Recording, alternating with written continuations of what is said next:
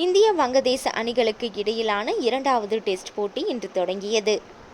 உத்தரப்பிரதேச மாநிலம் கான்பூரில் இந்திய வங்கதேச அணிகளுக்கு இடையிலான டெஸ்ட் போட்டி இன்று தொடங்கியது. 2 டெஸ்ட் போட்டிகளை கொண்ட தொடரில் ஏற்கனவே சென்னையில் நடைபெற்ற இந்திய அணி 280 ரன்கள் வித்தியாசத்தில் வென்று 1-0 என்ற தொடரில் முன்னணி வகிக்கின்றது. இந்த டெஸ்ட் போட்டியையும் வென்று தொடரை 2-0 என்ற கணக்கில் கைப்பற்ற முடிவுடன் இருக்கின்றது.